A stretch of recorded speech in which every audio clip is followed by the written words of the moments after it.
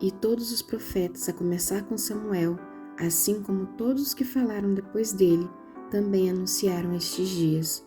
Atos 3, versículo 24. Há algo tremendamente importante que precisamos compreender aqui para entender o ensino bíblico sobre profecia e cumprimento.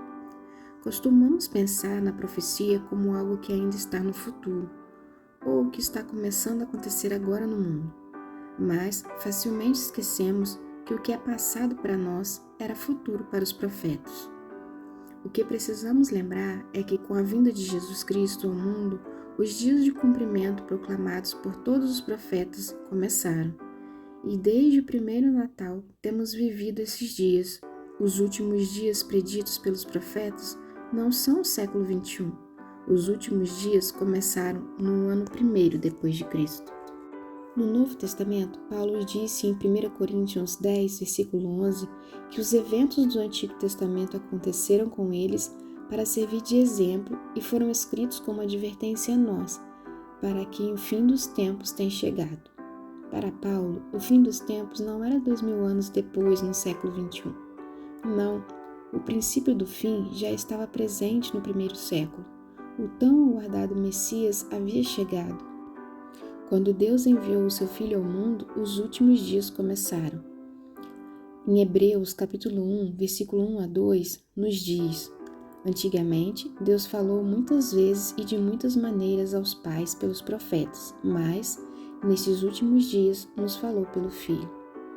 É um grande privilégio viver nos últimos dias, pois Joel profetizou que nos últimos dias Deus derramaria o seu Espírito sobre toda a humanidade.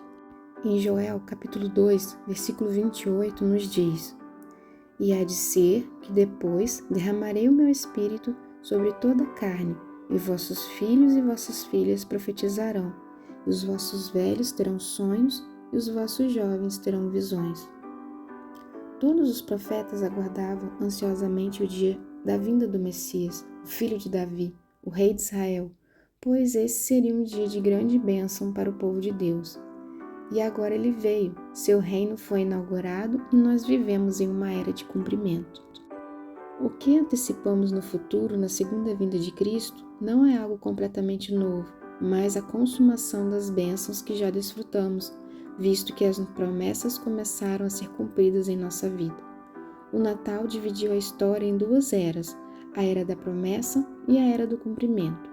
Assim, quando Pedro diz em Atos 3:24, que todos os profetas, desde Samuel, todos quantos depois falaram, também anunciaram esses dias, vemos que ele quer dizer nesses últimos dias, nos quais Deus falou a nós pelo seu Filho, os dias desde o primeiro Natal até o momento da consumação vindoura. Esse é o momento que vivemos. O já do cumprimento é gigantesco.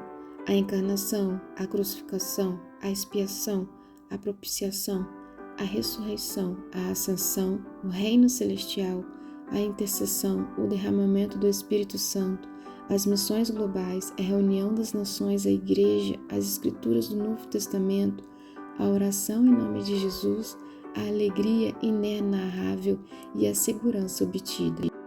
Contudo, ainda não é real, mas é maravilhoso e estamos esperando esse momento. O momento da segunda vinda, da ressurreição dos mortos, dos novos e gloriosos corpos, o fim do pecado, a glorificação, o juízo sobre toda a incredulidade, os galardões, a entrada na alegria do Mestre, os novos céus, a nova terra, Jesus presente entre o seu povo face a face, o fim do sofrimento, o eterno prazer. O Natal dividiu a história. Vislumbres do futuro estão por toda parte. Bebamos profundamente daquilo que Jesus conquistou para nós e sejamos cheios de esperança de tudo o que há por vir.